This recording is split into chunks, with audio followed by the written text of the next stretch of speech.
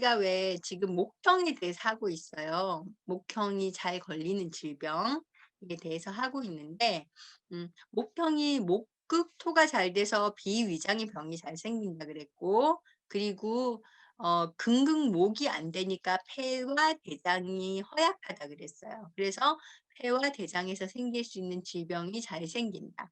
대부분 목형들이 목극토가 잘 되기 때문에 토에 해당하는 음식을 좋아하고 많이 먹어요. 그래서 목형들이요, 단맛을 좋아해요, 단맛을. 그래서 밥도 잘 먹고요.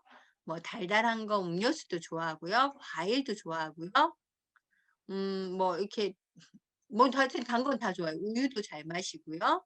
그래서 담즙 기능이 좋기 때문에 간담이 좋으니까 기름진 걸 소화를 잘 시켜서 뭐 소고기 같은 것도 잘 먹고 버터 같이 들은 거 빵도 잘 먹고 그래요. 그래서 토를 웬만큼 채운 목형들은 비위장이 자기가 나쁘다는 게 인지가 안 되는 사람이 되게 많아요. 근데 폐 대장이 허약하다는 건 알아. 우리가 목형이 병나지 않으려면 금극목을 해서 기본적으로 그 매운맛을 많이 먹어서 목에 해당하는 간이 날뛰지 않게 어느 정도 제어를 해 줘야지만 건강을 유지를 할 수가 있거든요. 근데 이 목형들이 토를 많이 먹는단 말이에요. 그러면 결국은 병이 나요. 토가 항진되면서 소국수가 돼 버리기 때문에 대부분 신장 방광이 약해지거든요. 근데 기본적으로 체질에 있는 질병이나 증상으로 봤을 때는 금극목이 안 되기 때문에 폐 대장이 자기가 약하다는 걸 인지할 정도로 대부분 좋지 않아요. 그래서 남자들 같은 경우에는 목형이면요, 대부분 잦은 설사를 해요. 그래서 과민성 장증후군이 심하고요. 여자분들 중에도 목형인데 말랐다 그러면 보통 과민성 장이 있는데, 여자들은 보통 변비로 가고 남자분들은 보통 무름변으로 가요. 꼭 설사까지는 아니지만 하루에 3번 정도 화장실을 가시는 남자분들이 많아요. 3-4번 정도. 화장실 갈 때마다 변기에 앉아 있어야 되는. 남자들은 사실 하루에 1번 변을 본다 그러면 변기에 앉는 건 1번이잖아요. 서서 소변을 보니까. 그래서 화장실에 오래 있질 않아요. 근데 이 아저씨가 자주 들어가서 안 나와. 우리 아들이 자주 들어가서 안 나와. 밥만 먹으면 화장실 쪼로로 가. 그러면은 '아 대장이 안 좋구나.' 생각을 해 봐야지, '장이 안 좋구나. 위장이나 대장이 안 좋은 건데 특히 변이 무르게 나온다 그러면 대장이 안 좋다. 변이 딱딱하게 나온다. 이것도 대장이 안 좋다.'라고 생각을 하시면 돼요. 그리고 본인이 폐 기능이 좀 약한 거를 잘 알아요. 어떻게 쉽게 감별할 수 있냐면요. 오래 달리기를 잘하면 폐 기능이 좋아요. 근데 단거리 달리기만 잘하고요. 오래 달리기는 "난 잘 못해." 그러면 폐가 약한 거예요. 그래서 '내가 오래 달리기를 잘하는 편이다. 단거리 달리기보다 100 미터보다 1000 미터, 2000 미터가 더 잘한다.' 그럼 폐 기능이 좋은 거예요. 그래서 이 목형들 중에는 오래 달리기 잘하는 사람이 별로 없어요. 근데 근육의 힘이 좋기 때문에 간이 좋으니까 대부분 다 단거리는 잘해요. 달리기도 잘하고 기운도 좋은 사람들이 많아요. 그래서 "오래 달리길 잘해? 아니면 단거리 달리기 잘해?" 이렇게 물었을 때 단거리 잘한다고 하는 사람은 '장거리 못한다.'라고 생각하시면 돼요. 그래서 금형들은 폐 기능이 약하다. 폐는 여러 지난 시간에도 얘기했지만 인체의 기와 호흡을 주관하고, 그다음에 선발, 숙당, 통조, 수도, 콧물, 피부 뭐 이런 데서 증상이 나타난다 그랬어요. 그래서 약해지면 온도, 습도, 조도, 한기 이런 거에 전부 다 약하다고 했고, 손 툭툭한 다한증, 기운이 없어 목소리 기어 들어가는 것 같은 그런 증상, 요런 것들이 전부 다 폐가 약한 그런 거죠. 그리고 폐가 약한데 심통이 생긴다 그랬어요. 폐 부전인데 심부전 같이 느껴진다고. 호흡이 잘 안 되는데 가슴이 답답하다고 느끼는 거예요. 이런 분들이 꽤 있어요. 그리고 실제로 우리가 심장마비라고 얘기하는 그런 것들이 폐가 약해져서 폐부전으로 오는 심장마비들도 꽤 많아요. 근데 그냥 '심장이 약했다.'라고 생각을 하는 거죠. 그다음에 코로 뚫려 있으니까 폐가 약해지면 콧물, 후각 이상, 그다음에 건조, 코피 이런 것들이 자주 날 수 있다. 코로 생기는 문제, 코 막힘 다 마찬가지예요. 그런 것들이 폐가 약해서 오는 거고, 특히 기관지 같은 게 약해서 오는 거예요. 제가 어제 자다가 계속 콧물이 줄줄 나면서 다리가 끌어 가지고 잠을 1 시간 정도 설쳤어요, 저녁에. 어 기상 그거 봤더니요. 미세먼지 나쁨이더라고요. 그러니까 미세먼지가 나쁨이니까 제 코가 바로 반응을 하는 거예요. 어. 근데 인제 청정기를 틀어 놨는데 청정기 앞에 프리필터가 빨간불이 들어온 거야. 이게 걸러주지 못하는 거예요. 그러니까 빨리는 힘이 약한 거야. 빨간불 들어왔어요. 이게 청소하라고. 자다가 이걸 청소를 할 수도 없고 그래 가지고 그냥 창문 좀 열고 환기시켰더니요. 더 빨개지는 거예요. 이게 경보등이 더 많이 들어오더라고요. 그래서 콧물 줄줄 흘리다가 좀 가라앉아서 다시 잤어요. 그만큼 인제 예민하다는 거. 외사침 폐 근데 인제 그게 왜 그랬냐면 제가 막 주방에서 고 고사리를 삶았거든요, 고사리. 고사리에 생각보다 휘발성 중금속이 되게 많아요. 그래서 고사리 삶는 사람들이 암에 걸린다는 소리가 있어요. 고사리 먹지 마라고 얘기하는 그 자연의학자들도 있거든요. 근데 그 고사리가 먼지도 되게 많고요. 털이 되게 많잖아요. 그리고 안에 중금속을 흡착시키는 그런 그 성분들이 들어 있어요. 그래서 주변 환경이 지저분한 데서 자란 고사리는 그런 안 좋은 것들을 많이 갖고 있어요. 그게 삶을 때 휘발성이라서 나와요. 그래서 삶을 때 인제 연기가 이렇게 막 나오는데 제가 그거를 삶아서 이렇게 우핀 데다 켜 놓고서는 놨거든요. 그랬더니 거기에서 엄청 나왔나 봐. 뭐가 물질이 냄새가 확 나더라고요. 그러더니 콧물이 쭉 나는 거야. 계속 코 막히고.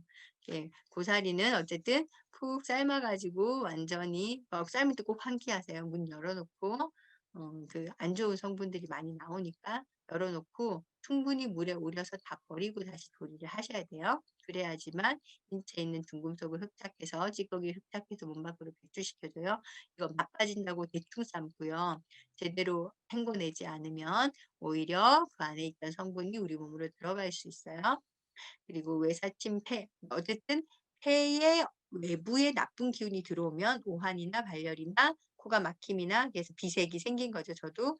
해수, 편식, 피부 건조 이런 것들이 생기고 슬픔에 반응하기 때문에 폐가 약해지면 취슬퍼하고요. 어 슬픔에 반응한다 그랬잖아요. 근데 폐가 응어리가 지잖아요. 그러면 울어야 돼 울어야지. 그래서 웃으면 건강해진다는 말도 있잖아요. 그거는 심장의 기운이 나빠졌을 때. 근데 울어서 풀리는 거는 폐가 응어리가 졌을 때는요. 울면 풀려. 슬픈데 슬픔을 표현 못하는 사람들이요. 폐에 문제가 생겨요. 예. 제가 얼마 전에 인제 오셨던 분 중에 폐암 말기 진단을 받고 아메이 뉴트리라이트로 디톡스를 하시고 그 증상이 없어져 가지고 한 2-3년 정도 잘 지내신 할머니가 오셨어요. 따님이 모시고 왔어요. 근데 그분이 왜 자기가 폐암에 걸렸는지 잘 모르겠다는 거예요. 물론 가스레인지도 원인이 되지만 그분이 시아버지한테 맞고 살았더라고요. 그리고 그 시아버지가 돌아가실 때까지 다 모시고 또 시어머니가 또 아파서 병수발을 다 들고 지금은 신랑이 아파 가지고 신랑도 뇌졸중이 걸려서 신랑 병수발을 들고 있는 거예요. 그러니까 평생 그렇게 사신 거야. 근데 이분이 너무 강인하셔 가지고 그 슬픔이나 고통을 표현을 안 하고 그냥 다 삼키신 거예요. 어머니 왜 안 우시고 사셨냐고. 어? 왜 안 우시고 사셨냐 제가 그 얘기를 했어요. 울어야 된다고. 어머니 지금 울어야 될 때 못 울어서 온 병이다. 그랬더니 자기가 너무 기가 막히게 살았는데 울질 않았다는 거예요 너무, 너무 기가 막혀서.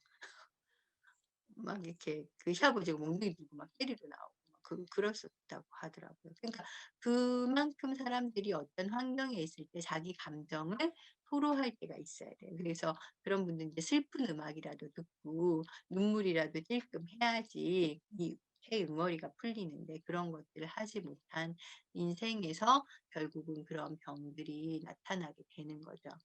음 그래서 우리가 희노애락과 같은 이런 감정적인 기복을 내가 풀어내는 것도 도움이 돼요. 가슴이 답답하거나 막히는 것 같은 두통이 생기고 이 폐경락을 따라서 증상이 생긴다 그랬어요.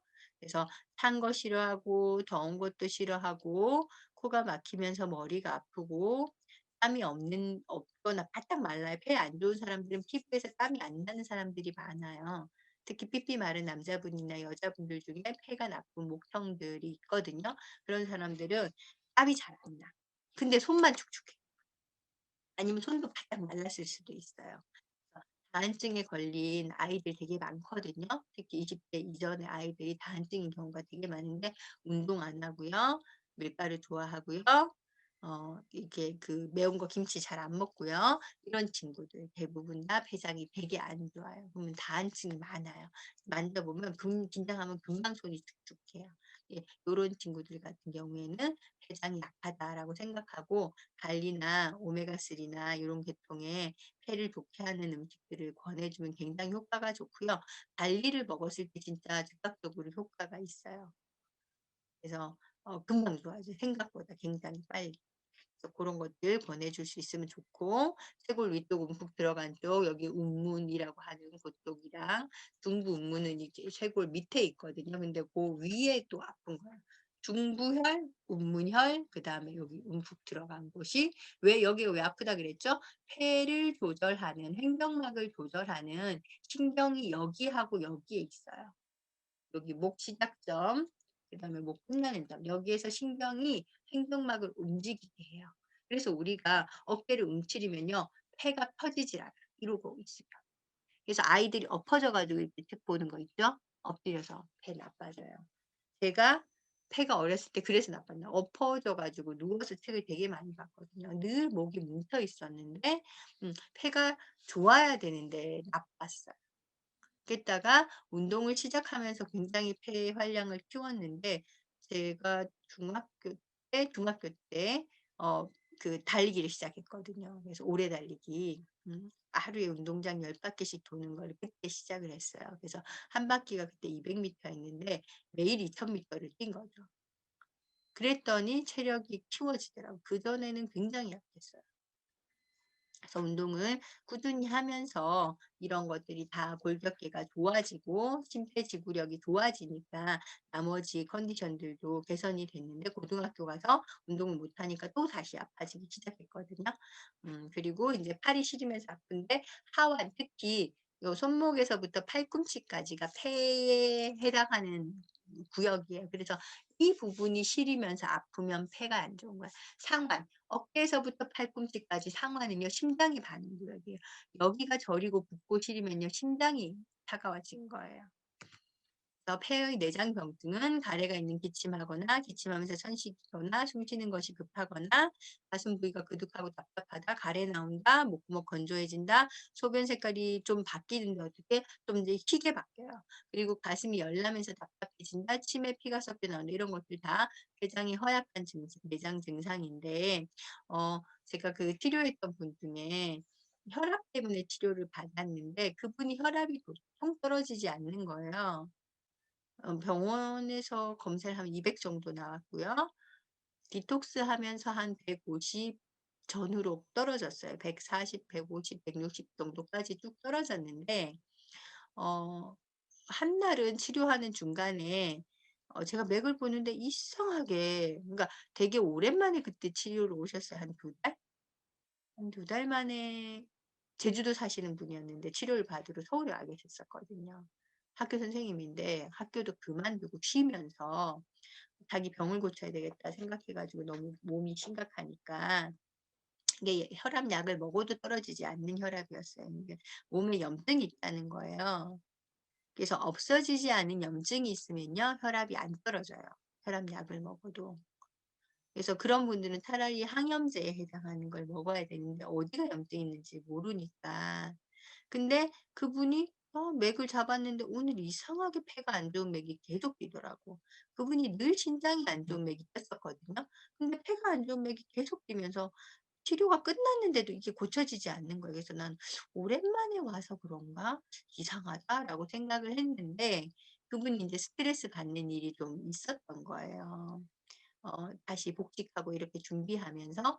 그랬다가 그 상태에서 다시 인제 제주도로 내려가셨는데 내려가서 얼마 지나지 않아서 피를 토했어요. 피 섞인 가래가 나온 거예요. 그래 가지고 "당장 병원에 가라." 그랬거든요. 제가 "당장 병원에 가라." 그랬더니 인제 그다음 날 해 떠서 가도 되는데 그 남편분이 급해 가지고 그날 밤중에 모시고 간 거예요.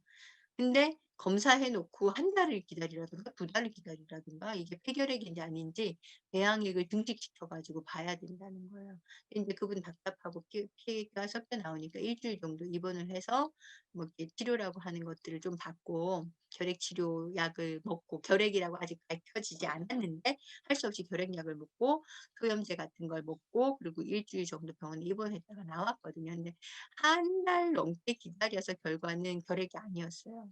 근데 비결핵성 폐렴인 거야. 비결핵성. 결과는 그렇게 나왔어요. 그래서 다시 인제 좀 치료를 집중적으로 받고 하면서 괜찮아졌는데 폐에 좋은 것들을 좀 많이 먹었죠, 그분이. 그래서 폐에 대한 처방도 많이 해 주고, 그전에는 인제 혈압 치료나 혈관 치료 쪽으로 집중했었는데 폐에 대한 치료를 집중적으로 좀 많이 했어요. 근데 그게 굉장히 속에 내재돼 있던 병이래요. 옛날에도 그런 적이 한 번 있었고, 어머니도 그런 증상을 평생 갖고 있었고, 이분도 그 증상이 있었는데 그게 원인을 잘 모르니까, 비결핵성이니까. 근데 그분도 마찬가지로 되게 슬픈데 슬픔을 표현하지 못해 가지고 온 폐병이었는데, 이게 안에 응어리가 있는 게 면역력이 떨어진 거야. 그래서 가래나 침에 피가 섞여 나오는 건요, 이건 꼭 병원에 가서 검사를 해야 돼. 입병 나 가지고 뭐 치아에서 이렇게 흐르는 거 아니고요. 가래에 섞여 있거나 피가 울컥 나오는 증상이 있다 그러면 이거는 꼭 폐 검사를 해 보셔야 돼요. 그리고 그 배양액 같은 거 한다는 거 알고 계시면 좋아요. 그다음에 인제 금에 해당하는 거 대장. 대장은요, 이렇게 옆에 생긴 걸 보세요. 상행결장은 왼쪽에서 올라가 가지고, 그다음에 행행결장은 옆으로 쭉 올라가는데 약간 각도가 있죠. 그다음에 하행결장 밑으로 쭉 내려와서 그다음에 배변으로 빠지는 건데, 이게 4 시간에서 15 시간 이렇게 돼 있잖아요. 이게 뭔 소리냐. 응? 그러니까 대장에 이르는 시간이, 우리가 음식을 먹고 나서 어떤 음식을 먹었어요. 그러면 위에서 2-3 시간 정도 있다 그랬고, 그다음에 소장을 통과한다 그랬고, 소장을 통과한 음식물이 대장까지 오는 데 걸리는 시간이 4 시간에서 15 시간 정도예요. 빨리 장 운동이 너무 빨리 되는 사람은 4 시간이니까 우르르 끓어 가지고 4 시간 만에 도달하니까 금방 오는 거죠.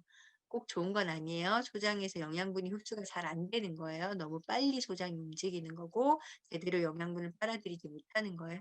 보통은 7-8 시간에 걸쳐 가지고 소장을 통과해서 대장에 오는 게 맞아요, 가운데 정도. 그런데 그걸 채우지 못했다 그러면 소장에서 저하흡수가 잘 안 되거나 경련이 있는 거다라고 생각하시면 돼요. 그래서 액체나 반유동 상태의 음식물들이요, 대장을 서서히 통과하면서 수분을 빨아들이기 시작하는 거죠. 소장을 통과할 때는 거의 미습 상태거든요. 우리가 이게 뚝 같은 그런 상태의 음식물과 소화액이 섞여 있죠.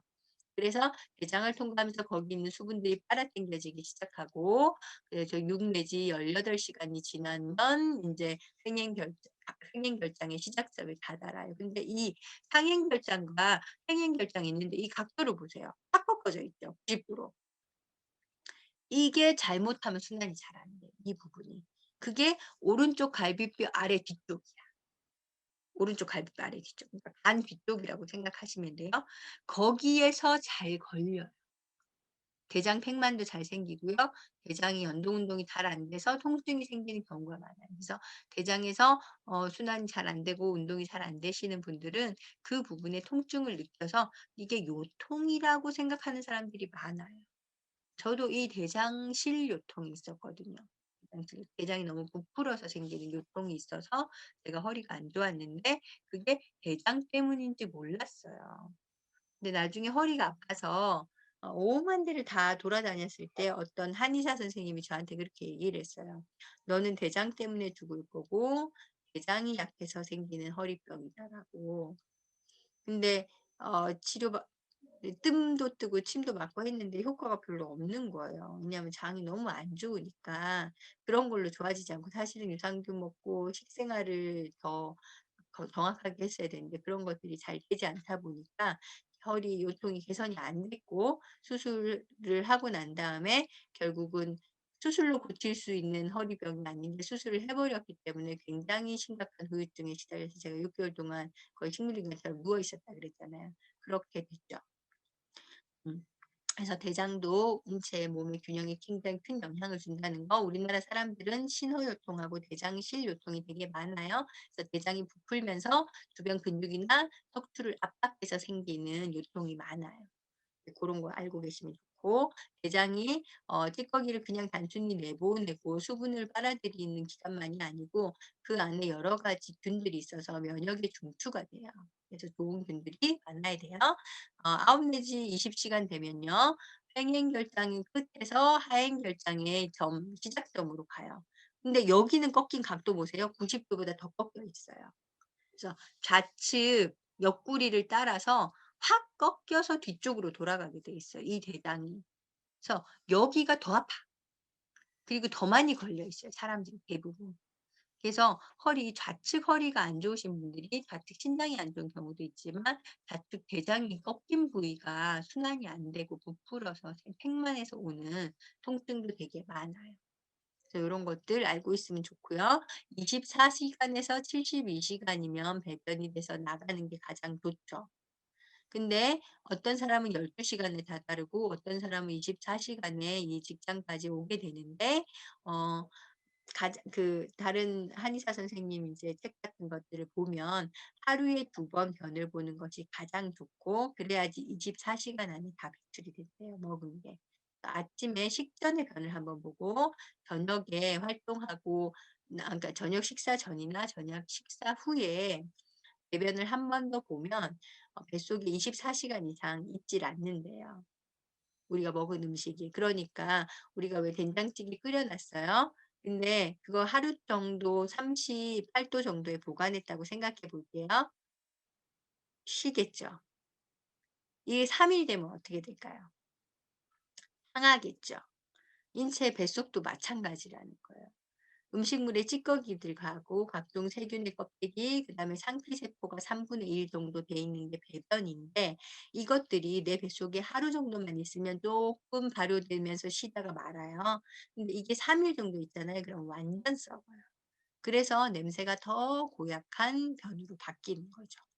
대장 안에는 유익균들이 주권을 잡고 있으면 문제가 없지만 설사가 나거나 변비가 되게 심할 때는 유해균들이나 작균들이 득세하기 때문에 어떤 음식을 먹는가도 되게 중요해요. 고기 같은 걸 많이 먹고 소화가 잘 안 되는 음식을 많이 먹으면 그 안에 인돌이라든지 항화수소라든지 메탄가스 뭐 이런 것들이 독한 냄새가 발생하는 것들이 많이 생기죠.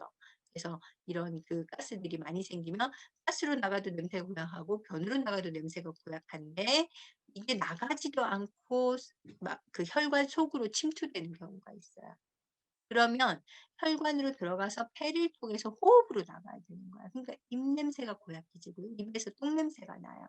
호흡으로 나가기 때문에 그래요. 그래서 변비가 있는 친구들은요, 입냄새 고약해요. 여자든 남자든 마찬가지예요. 그 변비가 나는 화장실 자주 가는데 자주 가는 것도 좋지 않아요. 완전하게 깨끗하게 나갔다는 소리가 아니에요. 변이 질면요, 깨끗하게 청소가 안 돼요. 주변이 지저분하게 묻어 있는 거예요. 우리가 왜 변변 누고 나면 화장실에서 휴지로 이렇게 뒤를 닦았을 때 별로 안 묻어나잖아요. 깨끗하게 닦이죠. 근데 진변 보고 나면 어때요? 닦아도 닦아도 계속 묻어나와요. 내 장속도 똑같아요. 내가 뒷면을 보고 있잖아요. 그러면 장벽에 많이 붙어 있다는 소리예요. 깨끗하게 청소가 안 돼요. 근데 내가 적당히 뒷면을 보잖아요. 그러면 나가면서 깨끗하게 청소가 된다는 거예요. 그래서 변을 자주 보는 것도 변비랑 같다. 찌꺼기가 다 나간 것이 아니다라고 알고 계시면 돼요. 대장이 1.5 미터에 4 내지 6 센치 굵기 갖고 있는데 이게 소장이 대장만큼 커져 있는 사람도 있어요. 그러면 정말 소화 흡수가 잘 안 되거나 배출이 잘 안 되거나 이렇게 되는 경우가 많고, 그다음에 소장이 부풀면서 나머지 장기들을 또 압박하니까 신장 방광 같은 비뇨 생식기가 약해진다거나 나머지 또 다른 장기들이 간을 누른다거나 횡격막을 누른다거나 하는 경우도 많이 있어요. 대장이 커지거나 소장이 커지면서. 그래서 전도조각, 대변을 생성해서 배설하는 것이 인제 대장이 하는 기능인데 전달한다는 거죠. 그리고 건조하게 만들고 박리시키고 떨어뜨려 가지고 몸 밖으로 찌꺼기를 내보내는 것이 대장의 기능이고요. 허한할 때, 대장이 허약해서 차가울 때는요 설사, 그다음에 장명, 장이 꾸르륵 꾸르륵 울리는 소리 나는 거 있죠. 그다음에 복통 이런 것들이 나타나고요. 실열, 열이 많아요. 좋은데 열이 너무 많으면 수분 부족이 돼서 변비가 와요. 장액이 고갈돼서 대변이 불통하고 변을 누고 싶은데 너무 딱딱해서 다말처럼 둥글둥글 뭉쳐 가지고 아니면 고구마처럼 땅땅하게 굳어져서 배변이 잘 안 나가는 건 실제 열이 있기 때문에 실열 때문에 그런 거예요. 근데 그런 분들은 소화흡수는 또 의외로 잘 돼요. 그다음에 흡열 침사 시 대장의 기가 울체되어 복통이나 이급 후충이나 변농혈이나 습열 침사시라는 게 습한 열기가 들어온 건데 대부분요 이거는 세균 감염인 경우가 많아요. 그래서 대장의 기운이 딱 걸리면서 복통이 생겨요. 막 가스가 차는 것처럼 아프고 급한 복통이 오고요. 그다음에 막 급동이라고 하죠. 막 쌀 것 같은 그런 증상이 생기고 혹은 변에 이렇게 노란 점액질 같은 점액질과 혈액이 섞여서 나타나는 거. 이게 세균 감염, 장티푸스 먹균 같은 거 아니면 뭐 포도상두균 같은 거 감염되면 이런 일들이 많이 일어나죠. 그래서 이게 변비인지 설사인지 장염인지가 구분이 돼요. 음. 실제로 변비인다. 아니면 변을 여러 번 나눠서 보는데 이게 위장의 문제인지 대장의 문제인지 요런 것들이 좀 어느 정도 구분이 되면 좋은데 어쨌든 실열이라 그랬어요. 변비가 너무 심한 거는. 그리고 설사가 잦고 배가 구구룩 소리가 나면서 울리고 배가 살살 아픈 것들이 자주 나타난다 그러면 허한이야. 애가 이런 증상이 있다. 아니면 주변 사람이 이런 증상이 있다 그러면 배를 따뜻하게 해 주셨고 따뜻한 매운맛을 많이 먹어야 돼요. 근데 매운맛이 꼭 엄청 매운 불닭 뭐 이런 거 아니라고요. 그 김치 뭐 엄청 맵게 이런 게 먹는 게 아니고 매운 음식이라 하는 게 뭐라 그랬죠? 무, 양파, 파, 마늘, 양배추 이런 것들. 그래서 황이 들어있는 음식이고 흰색인데 약간 화하거나 매운맛이 나는데 익히면 달아져요. 이런 것들이 바로 폐에 좋은 매운맛의 음식이거든요. 물론 거기다가 고춧가루 넣어서 김치 담아서 먹어도 매운맛이에요. 김치찌개 끓여도 매운맛이 맞아요. 근데 이런 것들이 꼭 매워야지만 매운맛은 아니에요. 익히면은 달아지고 약간 화한 맛이 나는 것도 매운맛에 해당하고 그런 것들이 대장을 좋게 하고요. 비린 맛도 매운맛에 해당해요. 그래서 생선들은 대부분 비리다 그러면 대장이나 폐에 좋은 음식이에요. 그렇게 알고 음식을 조절하시면 되고요. 대장의 봉병증은 두 번째 손가락에서 시작해요. 그래서 요렇게 이어져 있잖아요. 근데 이거는 양정락이죠, 양정락. 양은 내려오고요. 음은 올라가요. 근데 여기 보니까 손가락 끝에서 시작해서 위로 올라가게 돼 있죠. 이거 왜 이렇게 되냐 우리가 그런 질문을 했었는데 실제로는 경락이 "팔 들어." 여기서 시작한대요. 그래서 팔을 들어서 요렇게 내려오는 거예요. 그래서 그냥 해부학적으로는 내려서 팔을 내려서 보니까 지금 꼭 올라가는 것처럼 보이지만 실제로는 팔 들어 상태에서 내려와야 돼. 그래서 심장이 그 소장이나 대장 경락이 약한 사람들이요 팔을 잘 들고 자요. 저도 잘 들고 자요. 심소장이 약해 가지고. 내려와야 되는데 이렇게 내리고 자면요 올라가기가 힘든 거야. 그래서 팔이 아파. 그러니까 자꾸 들고 자는 그럼 어깨가 아프겠죠, 목 어깨가. 그래서 요런 증상들이 생길 수 있다는 거. "우리 애는 왜 이렇게 팔을 들고 자요? 우리 신랑은 팔을 많이 하고 자요?" 그게 심장 심소장이나 폐대장 등에서 약한 장기가 있는 거예요. 그러면 "팔 들어." 이렇게 잘해요. 잘 내려가도록 그렇게 하고 자고 어 상량하고 2 간, 3간 이렇게 쭉 있잖아요. 근데 인제 그 혈자리에서 인제 뭐 이거를 체하거나 하면 그래서 대장이 체하면 상량을 따야 되는데 상량은 보통은 정혈들이 우물 정자에 해당하는 정혈들이 인제 혈자리 따는 자리인데 그게 손톱 바로 위 3 밀리 위에 있어요. 근데 이 상량은요 첫 번째 마디에서 따야 돼요. 첫 번째 마디. 그래서 더 하나 위에서 바로 끝에서 따는 게 아니고 그 위에서 따야 된다는 거 알고 계시면 좋고요. 그냥 지압했을 때 좋다. 대장이 좀 안 좋아서 지압을 하는데 그거는 수삼리라고 하는 혈자리에서 하는 게 좋아요. 그리고 치료를 하려면 소화가 잘 안 되고 대장에서 잘 배출이 안 되거나 변이 작거나 질거나 여러 가지 그런 증상이 있을 때는 곡지혈을 자극해 주는 게 효과가 좋아요. 그 뒤에 인제 그 경락도를 보면 대추혈을 거쳐 가지고 대추혈을 거쳐 가지고 저쪽으로 가게 돼 있죠. 어느 쪽으로 가 있죠? 코로 가죠, 코로. 음. 코로 가요. 그래서 화료 그다음에 영양혈로 가게 되는데 그래서 대장 경락이 이렇게 이어져 있기 때문에 이렇게 대각선으로 요렇게 가고 요렇게 가기 때문에요. 대장이 안 좋은 사람들이 이 주변에 트러블이 많이 생겨요, 요 주변에. 그래서 여기에 막 여드름 나고 여기에 뾰루지 생기고 이런 것들. 그래서 대장이 안 좋아서 생기는 증상들이 이 영양혈하고 활효혈 여기를 자극을 해 주면 풀리는 경우가 되게 많아요. 음. 여기. 그래서 변이 잘 안 나간다. 그러면 여기 자주 지압해 주고 우리 원나미 님이 열심히 들어야 되겠죠? 어? 우리 찬이 때문에 여기 지압해 주고 곡지혈.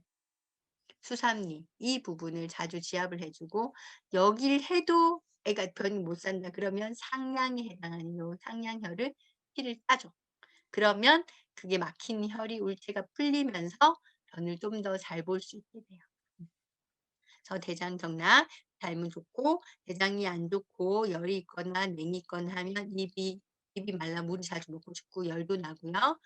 열이 조정이 잘 안 된다 그랬어요, 폐대장이 안 좋으면. 왜냐하면 수분기가 조절이 안 되니까. 그다음에 목구멍이 아픈데 어떤 목구멍일까요? 여기 부돌 천정에 해당하는 부분에서 인제 경락이 지나가잖아요. 목구멍에 침을 삼켰을 때 여기 끝부분이 아니고 좀 안쪽 부분이 목구멍이 찔룩 걸리는 느낌이 나요. 건조하다는 느낌이 나거든요. 그다음에 코피가 자주 난다거나 아랫니가 아픈 거예요. 아랫니 밑에 여기 요 부분이 아픈 거예요. 아랫니. 그다음에 안목이 붓고 눈이 붉거나 아프고 견갑골 부위와 위팔이 아프면서 운동 장애가 있고 견갑골 부위는 뒤쪽 여기 보면 대추 밑에 거골이라고 하는 게 있잖아요. 거골 고 사이가 아픈 거예요. 그래서 대풍패 실제로 흉추가요. 대추부터 풍류, 폐유까지 1 번, 2 번, 3 번이 폐에 해당하는 그 경추 그러니까 경추 말고 흉추에 폐에 해당하는 흉추인데 대장은 훨씬 더 밑에 있어요. 근데 대장이 안 좋아도 이 대추혈을 대장 성락이 지나가기 때문에 여기서 뭉쳐요. 그래서 되게 '어깨가 아프다.'라고 느끼는데 변비가 오는 경우들이 있어요. 특히 남자분들이 간이나 폐가 안 좋을 때 변비가 생기는 경우가 많아요. 여성 변비는 일반적이에요. 근데 남성 변비는요 생각보다 일반적이지 않아요. 남자애가 2-3 일에 한 번밖에 변을 못 본다 그러면 신경 써야 돼요.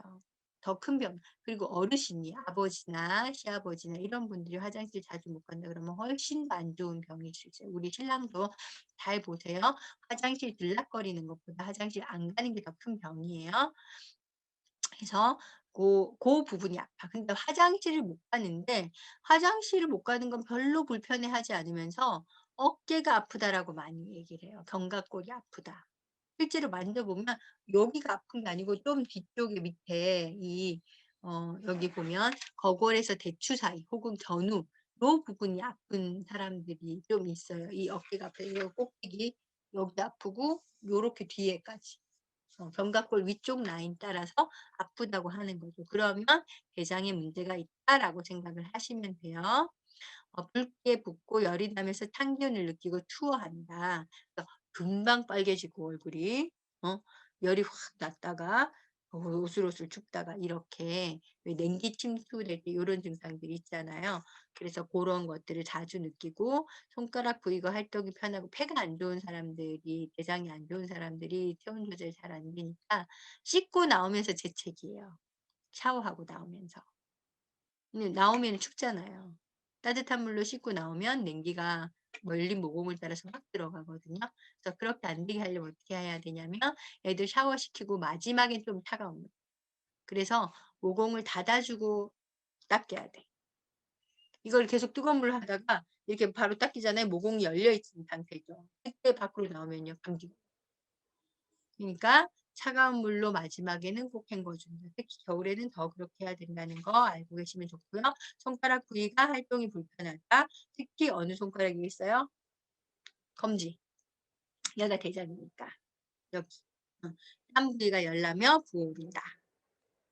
이런 것들 땀 이렇게 지나가는데 요 부분이에요. 요 부분 열나면서 부어오르면 대장이 안 좋다라고 생각하시면 돼요.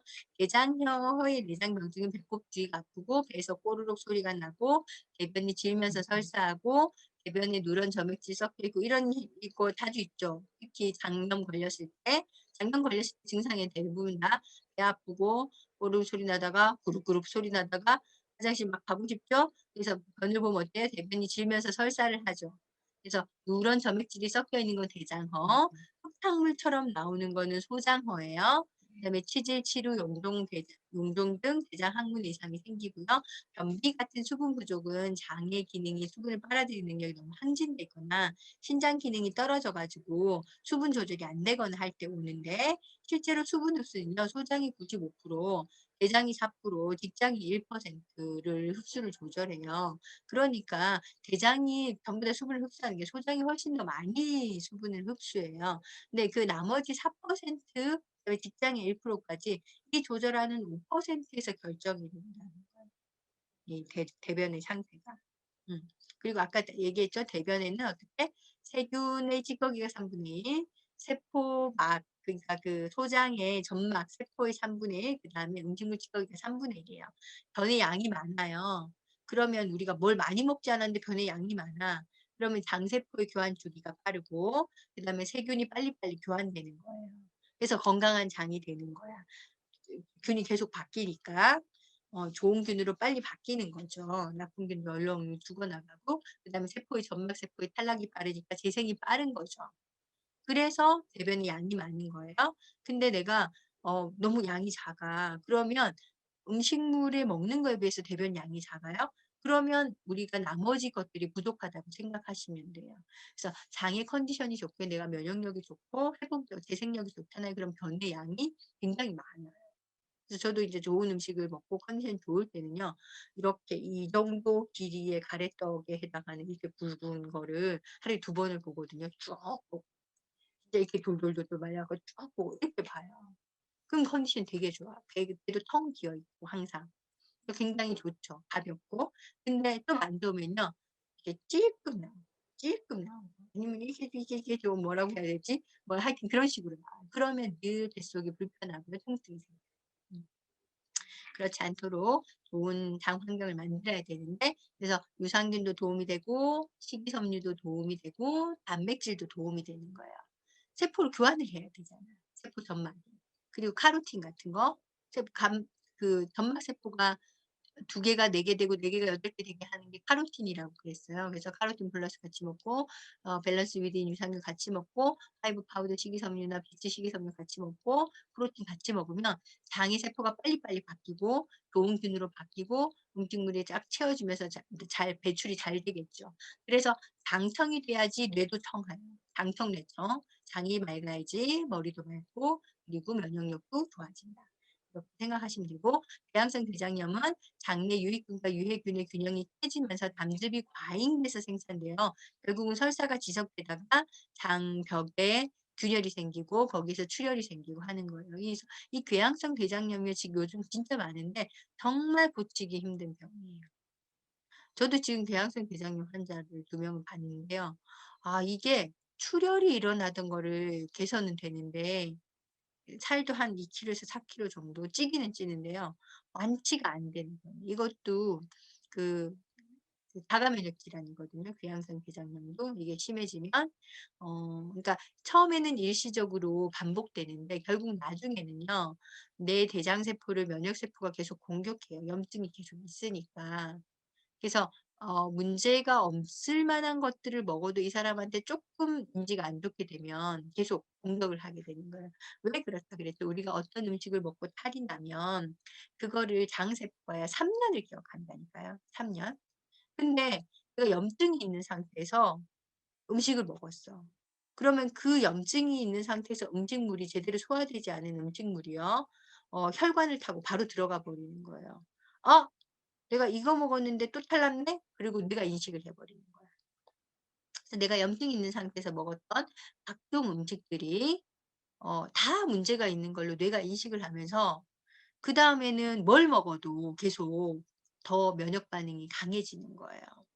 그래서 이 염증이 사라지질 않고 계속, 왜냐하면 처음에는 문제가 있는 음식을 먹고 세균이 침투하거나 아니면 채기가 있거나 그렇게 해서 염증이 시작됐는데, 이 염증 상태에서 우리가 안 좋은 음식물을 먹으면 그 안 좋은 음식물이 당을 자극하고, 그 자극한 그 기억이 내 뇌리 속에 남고 당적의 세포랑 뇌세포가 기억을 해 버리고, 그럼 그와 같은 음식물이 다시 들어왔을 때 내가 지금 염증 상태가 아닌데도 '어 이거 이상한 놈인데.' 이렇게 하고 빨리 내보내는 거예요.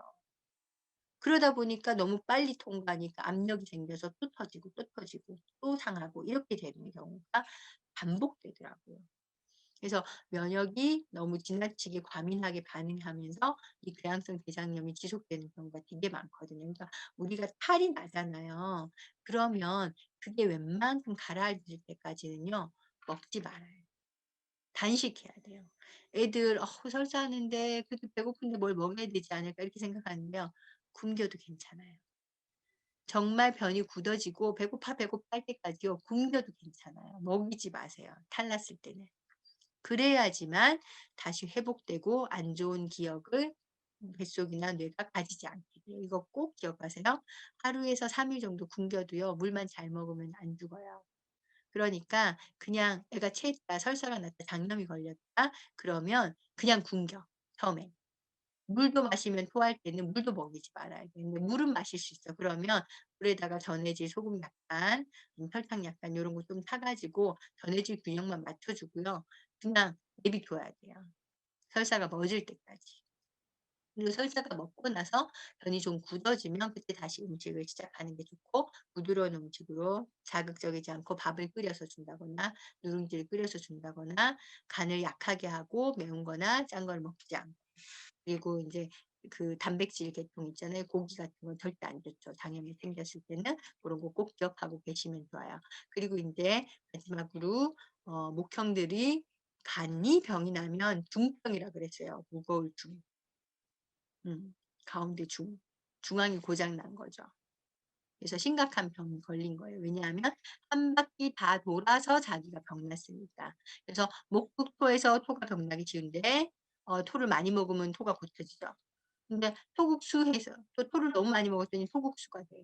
그러면 심장이 망가지죠, 심장 방광이. 그러면은 심장 방광이 약해지니까 또 막 딴 걸 먹어. 딴 걸 많이 먹어 가지고 또 이게 너무 항진돼서 많이 먹으면 투국파가 돼요. 그래서 그러니까 심장도 약해졌죠. 심장 소장이 약해졌죠. 짠 거 많이 먹으면 탈나요, 실제로. 그리고 심장 혈압도 올라가고 나빠지죠. 근데 요게 대장에서 쓴 걸 또 땡기는 거야, 심장이 나빠졌으니까. 그래서 화급금하는 거죠. 그 커피 많이 마시고, 변비 생겼다고 커피 많이 마시고 뭐 아니면 뭐 술 많이 마시고 이렇게 해서 화기운을 너무 많이 띄웠어요. 그랬더니 화급금이 돼서 폐대장이 나빠졌죠. 그리고 나서 매운 거를 막 챙겨 먹잖아요. 그러면 금극목을 해서 결국은 다시 간이 병나게 돼요. 그래서 내가 질병의 증상만 쫓아 가지고 계속 뭘 먹잖아요. 그러면 결국은 상극으로 한 바퀴를 돌아서 자기가 좋아야 하는 것까지 병이 나게 돼요. 이게 바로 상극관계로 가는 병이 중병으로 가는 시점이에요. 그래서 한 바퀴 돌아서 온 사람, 두 바퀴 돌아서 온 사람들 그런 얘기하는데, 처음에 구가 먼저 병나고 그다음에 장이 먼저 병나는 사람들이 대부분인데, 장부터 병나는 사람도 있어요. 잘 안 먹는 사람, 잘 챙겨 먹지 못한 사람들은, 채워지지 못해서 병이 나고 잘 배출하지 못하는 사람들은 구가 먼저 병이 나요. 그래서 간신, 비폐신, 당은 채워야지 건강하고, 그다음에 담, 소장, 위장, 대장, 방광은 비워야지 건강하다. 그래서 이거는 잘 배출이 안 되는 사람들이 병이 나는데, 이렇게 상극으로 한 바퀴 돌고 두 바퀴 돌면 다 나빠져서요. 결국은 목병이지만 간과 쓸개가 모두 다 고장 나 있는 사람들도 많아요. 간은 오장육부 가운데서 가장 커요. 물론 그 부피로 보면 폐가 더 클 수도 있어요. 근데 무게나 이렇게 밀도로 봤을 때는 간이 가장 크다고 생각하시면 돼요. 1.5 킬로 정도 전후가 되고요. 물론 간이 큰 사람은 간이 작은 사람에 비해서 2배 정도 되는 경우도 많대요. 그래서 2 킬로가 넘는 사람도 있고요. 1 킬로밖에 안 되는 간을 가진 사람도 있어요. 음. 좌엽, 우엽 2 개로 나뉘어져 있고 오른쪽 엽은 좀 커요. 좌엽은 좀 작은데 그래서 오른쪽 엽은 그 안에 가지가 좀 여러 개로 나뉘어져 있어요. 이것도 한 6개 정도로 나뉘어져 있다고 하고요. 각종 물질 대사를 하며 소화관에서 문맥을 통해서 넘어온 영양 물질들을 분해 합성하고 여과해서 500 가지가 넘는 대사 작용을 하는데 대표적으로는요. 혈당 조절, 단백질, 그다음에 지방, 호르몬 대사, 약물 해독 등을 하게 돼요, 간은. 그래서 5천 가지가 넘는 화학 물질을 처리한다고 해요, 이 간이. 침묵의 장기라고 불리기도 하죠. 자신의 85%가 망가지고요. 15%만 남아 있어도요. 혈액을 정상으로 만들어내서 티를 하나도 안 내요. 자기가 피곤한지를 모르고 자기가 고장 난지를 티를 안 내는 거야. 그래서 막상 "간이 나빠졌어요." 하고 병원에 가서 보면 정말 심각한 말기인 경우가 많고요. 특히 40 대나 50대 이전에 40대 정도까지 남자들이 "간암이에요." 이러면은 아니면 "담도암이에요." 그 담도암이 더 빨리 죽거든요, 간암보다. "담도암이에요." 그러면 6 개월을 못 넘기는 경우가 대부분이었어요. 그거 넘겨서 사는 분들을 별로 보지를 못했어요. 정말 조심해야 된다. 조심하고 또 조심해야 된다. 이 간을 잘 지켜야 돼. 간이 하는 기능이 되게 많기 때문에 이 간이 나빠지는 게 티가 잘 안 나니까 내가 얼마나 나쁜지 모른다는 게 문제죠. 음. 그래서 어떤 사인이 있으면 간이 나쁜가 요거를 알아보는 것도 좋다는 거죠. 그래서 녹색, 간, 담, 눈, 목 뭐 이런 것들에 해당하는 거고 간은 눈으로 기운이 보여요. 그리고 근육으로 발현이 돼요. 그래서 간이 나빠지면요. 눈도 안 좋아지고요. 그다음에 근육의 기능도 나빠지고요. 고관절도 오르덕거려요. 간은 기혈 진액의 소통과 발설을 주관해요. 그래서 진액 혈액 이런 것들이 통하도록 발설을 주관하는데 왜냐하면 모든 영양 물질들이 다 일단 간으로 와서 거기서 걸러져 가지고 통과가 돼야지만 전신을 도는 거거든요. 이게 특히 소화관에서 온 것들은 우리가 호흡을 통해서 온 것들은 바로 돌아버려요, 간을 통과하지 않고. 그래서 우리가 독약을 마셨잖아요. 그럼 생각보다 빨리 안 죽는다 그랬죠. 옛날에 왜 그 사약을 내리면 사약 마시면은 탁 피를 토하면서 이게 사람이 쓰러지는 장면이 나오는데 그거 거짓말이에요. 그렇게 안 죽어요. 사약 마신다고 해서 바로 안 죽어요. 바로 피를 토하지도 않아요. 사약을 먹이고요. 사약이 되게 열성이 강해서 출혈을 일으키는 약이에요, 장출혈을. 그래서 그걸 여러 가지 복합해 가지고 먹인 다음에 그 사람을 그 집에 귀양 보낸 집이나 옥에 가둬요. 그리고 난 다음 보통 사약은 어 왕 여자들 왕실의 여자들이나 아니면 귀한 대갓집이나 이렇게 좀 명문세가였던 사람들이 사약을 받게 되잖아요. 좀 그 녹봉을 먹던 사람들이. 실제로 그냥 백성이나 아니면 '아 이게 죄질이 악질이다.' 이렇게 했을 때는요. 이렇게 치죠. 이렇게 치잖아요. 목을 보통 치잖아요. 사약을 주진 않아요. 곱게 시신을 훼손 안 하려고 하는 사람들이나 사약을 줬죠. 그래서 약을 먹이면요. 그 집에 가둬요. 그리고 방에 불을 때 문을 못 나오게 다 막아요. 나무를 다 대 가지고 이렇게 콱 쳐 놓고 그 안에다가 불을 떼는 거예요, 사약을 먹이고. 그러면 열에 열이 보태져 가지고 안에서 다 내장이 파열돼서 출혈이 일어나요. 그러면 결국은 피를 토하고 죽게 되는데 그게 며칠이 걸릴 수도 있어요. 몇 시간이 걸릴 수도 있고요. 금방 절대 안 죽어요. 그래서 그 사약을 먹어서는 왜 그러냐면 간이 해독해 버려요. 간이 해독을 해요. 그러니까 먹었는데 바로 안 죽고 계속 해독을 하고 있는 거예요. 그럼 간 기능이 좋은 사람은 오래 버티겠죠. 간 기능이 나쁜 사람은 좀 더 짧게 버티고. 그래서 금방 죽는 거 아니라는 거. 근데 호흡으로 들어오는 거는 간을 거치지 않고 바로 폐나 심장으로 들어가 버리기 때문에 정신을 잃고 바로 사망하게 되는 거죠. 그래서 유독가스가 독약보다 더 무섭다. 고거 알고 계시면 좋아요. 그래서 공기가 먼저 중요하다, 먹는 것보다.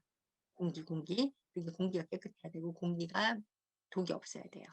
공기는 해독 과정이 없이 바로 전신을 돌 수 있다는 거.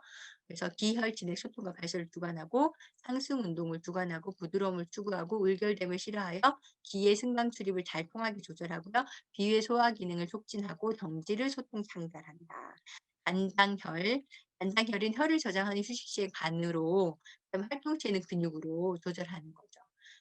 눈 손톱 근육의 증상이 나타나고요. 분노를 표출하는 것도 간이 하는 역할이고, 간장의 기능 이상이 생기면 옆구리 혹은 유방 옆쪽이 찌르듯이 아프고요. 담이 결린다고 하잖아요.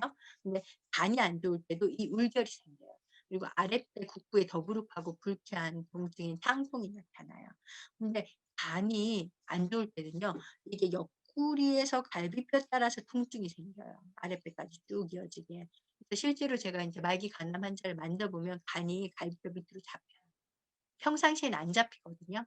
보통 사람들은 안 잡혀요. 근데 간경화가 많이 진행됐거나 간암이 많이 진행된 사람은 거의 배꼽 옆까지요 간이 부풀어 올라서 딱딱하게 돌덩어리처럼 걸려요. 그러니까 아프겠죠. 그리고 인제 수기가 막혀서 배뇨 기능장애, 신장에 영향을 주거든요, 간이 나쁘면. 그래서 대부분 복수가 생겨요. 수분이 순환이 안 돼서. 그래서 간이 안 좋은 분들이 복수로 사망하는 경우가 많죠. 결국은 물이 차서 돌아가시게 되는데 그게 바로 서로 그 간의 수분 기능이 배뇨 이상 신장하고 같이 협응해서 수분을 배출해야 되는데 그게 안 되기 때문에 생기는 거고, 간 전체에 염증이 생기면 이 염증을 낮춰 주려고 온도를 식혀 주려고 간 주변에 물이 고여요. 그래서 또 그렇게 되기도 하고요. 간주 소솔이 지나치면 간이 인제 움직이는 기능이 너무 지나치면 감기가 위로 역행해서 머리가 터질 듯이 아프고 눈 충혈되고 가슴 답답하고 쉽게 화를 내고, 그래서 버럭 화를 낸다면 간이 나쁜 거라 그랬잖아요. 간이 좋아지는 걸 주세요. 영양제를 아세로라시, 더블엑스 어 뭐야 그런 거 주세요. 아니 밀크시슬. 그러면 간이 좋아지면 화를 덜 내요. 감기 역행이 있을 때 토열이나 가탈하게 되고요. 요거는 특히 인제 간이 말기에 다다른 사람들이 많이 생기게 돼요. 그러면 혼수 상태가 되기도 하고 기가 혼수 상태가 되는 기골이 기가 차 가지고 탁 쓰러지는 거예요. 음. 그래서 너무 성질 내다가 팍 쓰러지는 거 있죠. 그게 바로 기골이거든요. 그러면 백만, 황달, 설사트림 같은 증상이 생기기도 하고요. 간의 경락은 쭉 보시면 발끝, 특히 엄지발가락에서 쭉 다리 안쪽을 타고 올라 가지고 사타구니를 지나서 배 가운데로 왔다가 다시 가슴으로 이어지게 돼 있는데, 잠혈, 숨은 혈이 배를 빙빙 돌고 가슴도 돌고 목까지 올라오고 얼굴까지 올라오게 돼 있어요. 실제로 경락도에서는 기문에서 끝나요. 갈비뼈 아래에서 끝나거든요.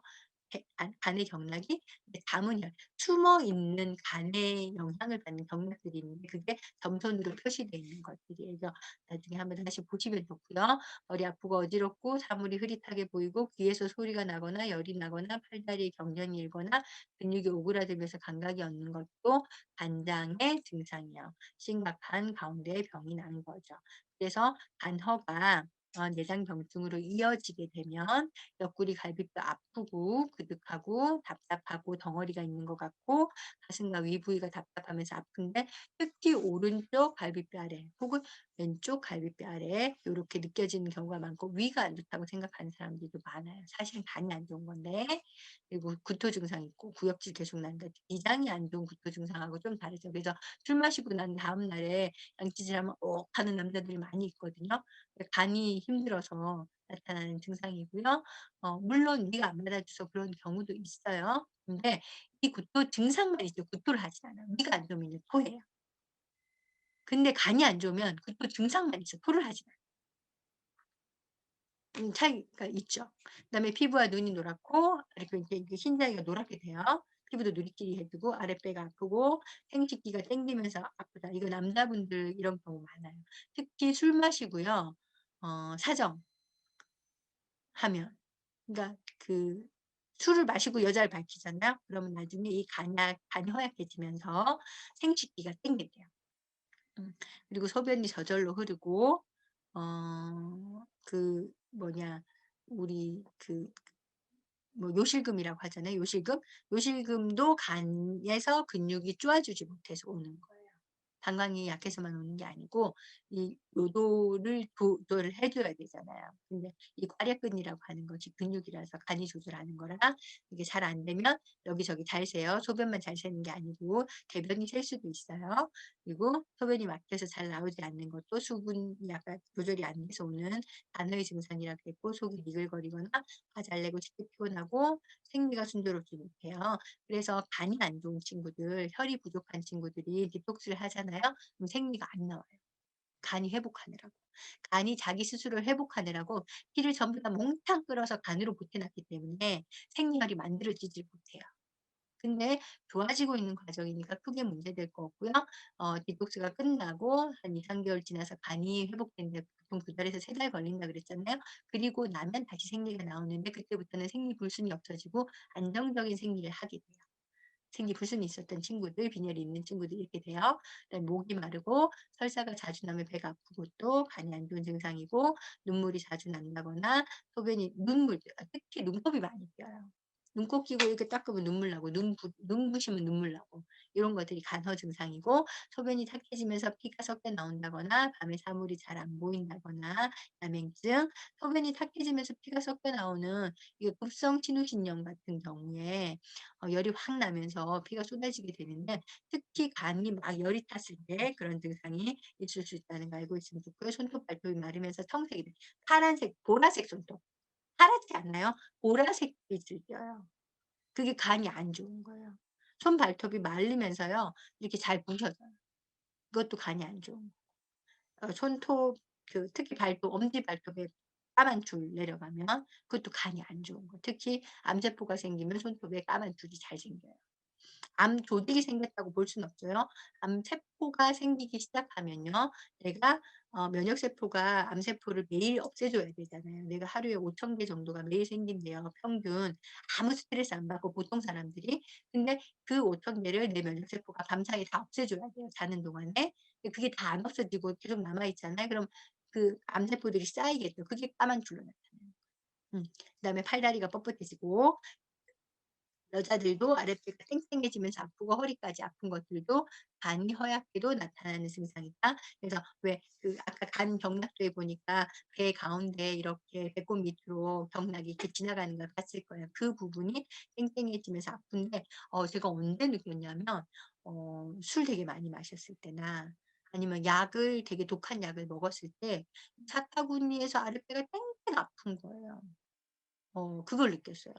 교통사고 나 가지고 병원에 들어가서 약을 좋은 거를 주사 맞고 약을 먹었더니 아랫배가 너무 아프고요. 손가락이 너무 아픈 거예요. 가만히 있어요. 그거 쓴 것도 아닌데. 그것만큼 경락을 따라서 통증이 생긴다는 거죠. 자, 오늘 수업은 여기까지 하고 오버됐네, 앞에.